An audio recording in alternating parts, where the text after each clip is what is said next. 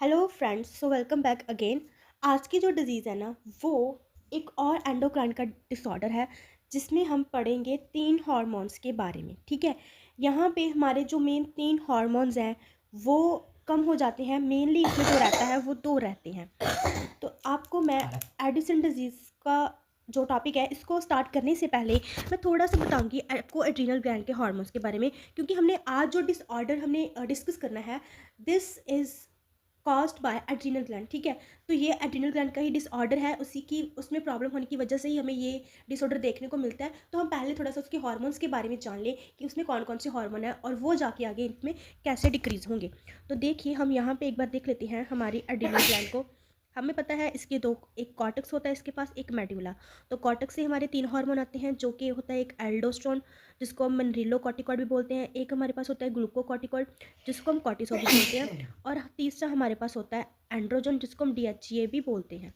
तो देखिए, हमें पता है कि ये 3 हार्मोन्स क्या है कि हमारी एड्रिनल ग्लैंड के कॉर्टेक्स से रिलीज होते हैं, और जो मेडुला है वो एपिनेफ्रिन और नॉर एपिनेफ्रिन, एक तो नॉर एपिनेफ्रिन और दूसरा एपिनेफ्रिन को रिलीज़ करता है। बट यहाँ पे हमारे जो एडिसन डिजीज़ है वहाँ पे हमें सिर्फ कॉर्टिसोल के जो हार्मोन हैं वही कम देखने को मिलेंगे। उनमें से भी एल्डोस्टोन और कॉर्टिसोल जो है वो मेनली, यहाँ पे हम मेन फोकस उस पर होगा, वो जो है उनके फंक्शन ज़्यादा डिस्टर्ब देखने को मिलेंगे, क्योंकि ज़्यादा जो है वही अफेक्ट होते हैं, वही उनका लेवल ही ज़्यादा डिक्रीज हमें देखने को मिलता है। एंड्रोजन भी कम होता है, लेकिन ये दो हमारे मेन रहते हैं। तो चलिए अब हम इस डिजीज़ को स्टार्ट करते हैं। तो सबसे पहले देखिए, Addison disease is characterised by under secretion. देखिए, जो एड्रिनल कॉर्टिकल हार्मोन है, जैसे मैंने आपको कॉर्टेक्स के बारे में बताया ना, तो एड्रिनल जो कॉर्टिकल हार्मोन्स है वो अंडर सिक्रीशन है, यानी कि उनकी जो सिक्रीशंस हैं वो कम है, वो कम रिलीज हो रही हैं, जिसकी वजह से हमारे कॉर्टिसोल और एल्डोस्टेरोन क्या होंगे, कम रिलीज होंगे। तो अगर एल्डोस्टेरोन और कॉर्टिसोल कम होंगे तो जो इनके फंक्शन है वो भी अच्छे से नहीं हो पाएंगे। सही बात, क्योंकि हमारा एल्डोस्टेरोन क्या करता है, नॉर्मली क्या करता है, बीपी को मेंटेन करता है, सोडियम को रीअब्जॉर्ब करता है और पोटाशियम से बॉडी से एक्सक्रीट करता है। लेकिन अब क्या करेगा, अब कुछ करता नहीं रहेगा, क्योंकि एल्डोस्टेरोन क्या हो गया है, वो डिक्रीज हो गया है। एल्डोस्टेरोन क्या हो गया है, एल्डोस्टेरोन हो चुका है कम।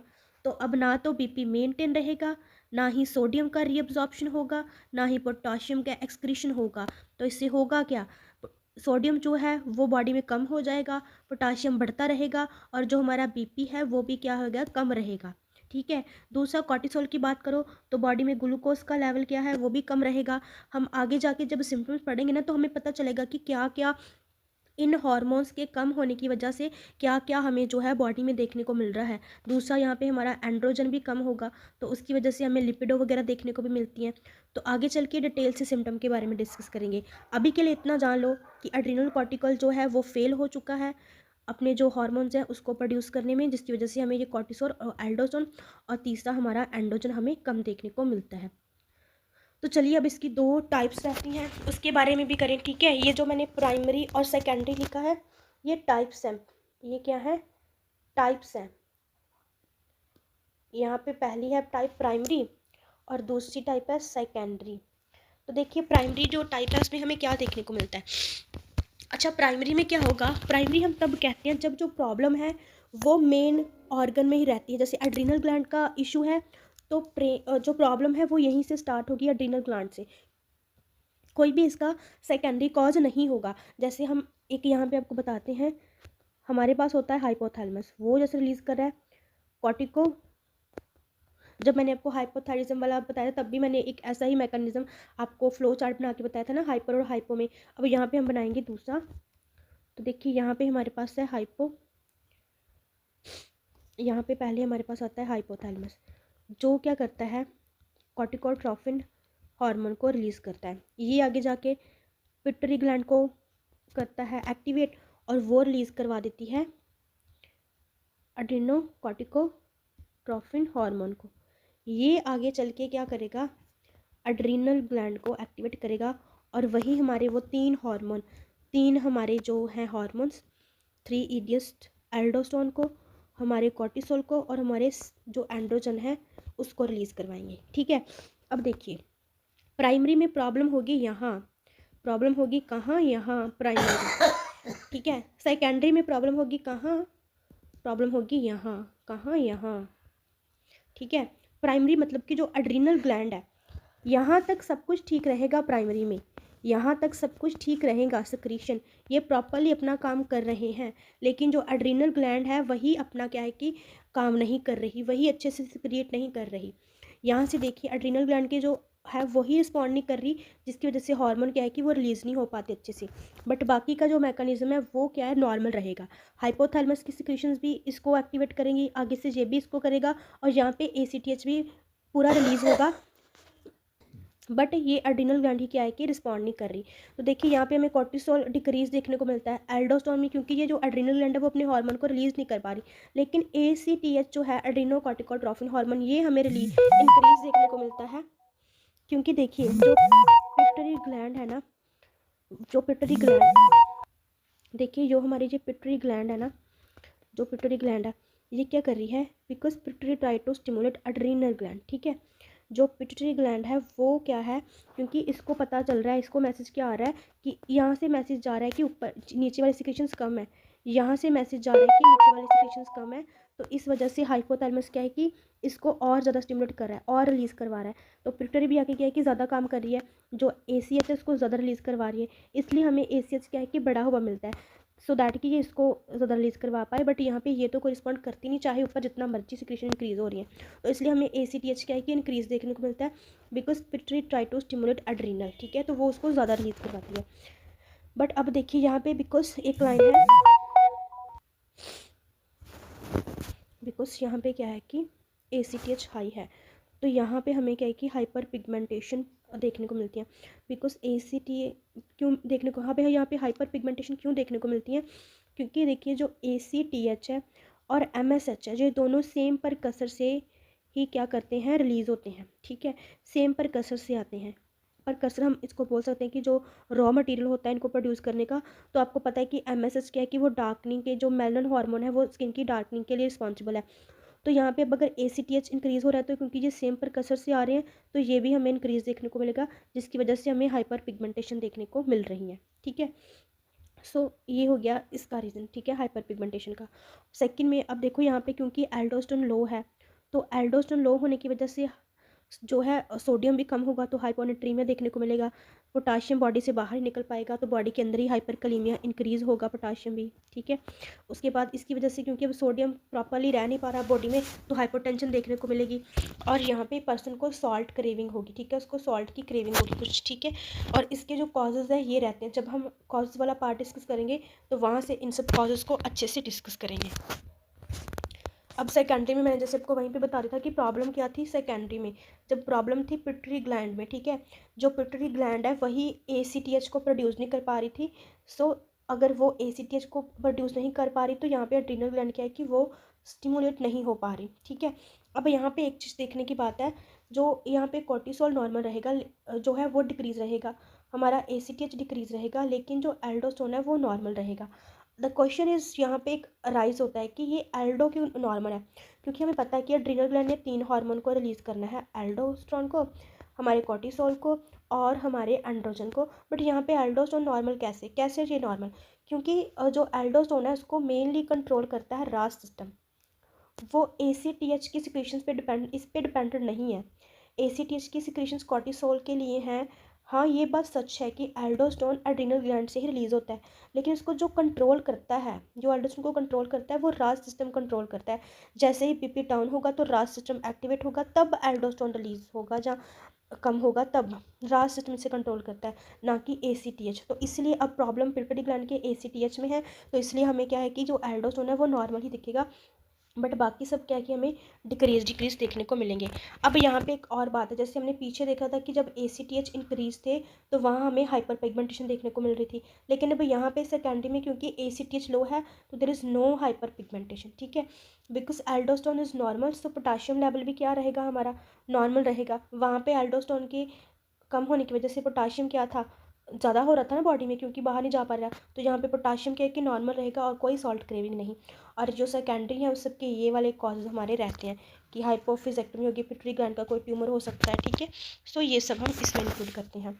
नेक्स्ट हम बात करेंगे इनके कॉजेज़ की। ठीक है, हमारी टाइप्स हमने कवर कर ली हैं, चलिए बात करते हैं कॉजेज़ के बारे में। सबसे पहले हमारा जो कॉजेज़ आ रहा है वो आ रहा है ऑटो इम्यून। तो देखिए ऑटो इम्यून सिस्टम में क्या होता है कि जो हमारी जो ऐसे किडनियाँ होती हैं, ये हमारी किडनियाँ हैं और इसके ऊपर ये हमारी एड्रीनल ग्लैंड होती हैं, है ना। तो बॉडी क्या करती है, जो बॉडी का इम्यून सिस्टम है वो क्या करेगा, वो बाय मिस्टेक अटैक कर देता है और डिस्ट्रॉय कर देता है हमारी इन ग्लैंड्स को, ठीक है। एड्रीनल कॉर्टेक्स को क्या कर देगा, डिस्ट्रॉय कर देगा। सो कॉर्टिसोल और जो एल्डोस्टेरोन है वो इनफ प्रोड्यूस नहीं हो पाते, ठीक है। तो मिस्टेकनली बॉडी ही क्या है कि एड्रीनल ग्लैंड पे अटैक कर रही है। ये सबसे मेन कॉज है, ये सबसे मेन कॉज है। 70% क्या है कि कॉज यही रहता है, 70% जो कॉज है यही रहता है एडिसन डिजीज़ का। ये बहुत ही मेन वाइवे का क्वेश्चन, एमसीक्यू का क्वेश्चन बोल लो, सबसे इंपॉर्टेंट को मार्क कर लो कि 70% जो कॉजेज है आपकी एडिसन डिजीज़ का वो ऑटोम्यून है, ठीक है। दूसरा बात करें तो ड्रग, ठीक है। लास्ट में इसका एक निमोनिक में मैं आपको बताऊंगी कि आप कॉजेज का निमोनिक से कैसे इसको लर्न कर लोगे निमोनिक से। तो देखो कुछ ड्रग्स होती हैं, ठीक है। ड्रग्स लाइक कीटोकोनाजोल होगी आपकी, है ये वाली होगी, फिर फैम्पिसिन होगी, शिफेनिटोइन। तो देखिए जो कीटोकोनाजोल है वो क्या करती है, वो कॉर्टिसोल की जो सिंथेसिस है उसको कम कर देती है, ठीक है। दूसरी जो फैम्पिसिन और फैंटोइन है वो कॉर्टिसोल के ब्रेक डाउन को इंक्रीज कर देती हैं, जिसकी वजह से एड्रीनल हार्मोन्स की डेफिशिएंसी हो जाती है। सो इस तरीके से ये ड्रग्स क्या कर देती हैं, ये हार्मोन्स की डेफिशिएंसी कर देती हैं। दूसरा हम अगर डीजेनरेटिव डिसऑर्डर्स की बात करें तो उसमें एमिलोडोसिस आ रहा है। इसमें क्या होता है कि एमिलॉइड नाम की प्रोटीन होती है, ये एमिलॉइड प्रोटीन क्या होती है, ये डिपॉजिट हो जाती है हमारी एड्रीनल ग्लैंड में, जो क्या कर देती है, रिप्लेस कर देती है नॉर्मल टिश्यूज़ को, रिप्लेस कर देती है। और फिर इसकी वजह से क्या होता है कि ग्लैंड स्टॉप कर देती है हार्मोन को प्रोड्यूस करना, ठीक है। सो इस कॉज से भी हमें क्या है कि एडिसन देखने को मिलती है। उसके बाद इन्फेक्शंस, देखिए इन्फेक्शन जैसे कि टीबी की इन्फेक्शन होगी, एचआईवी की, ये भी डैमेज करती हैं हमारी एड्रीनल ग्लैंड को, ठीक है। जिसकी वजह से कॉर्टिसोल और जो हार्मोन्स हैं एल्डोस्टेरोन वो हमें कम देखने को मिलते हैं। That is the primary cause of Edison disease, ठीक है। उसके बाद आइट्रोजेनिक, देखिए आइट्रोजेनिक है कि जब हम कोई सर्जरी कर रहे थे या कोई भी ट्रीटमेंट कर रहे थे उसकी वजह से समटाइम कोई और प्रॉब्लम आ गई, ठीक है। तो एडिसन डिसीज़ यहाँ पे किस वजह से होगी कि सपोज की किसी सर्जरी की वजह से, ठीक है।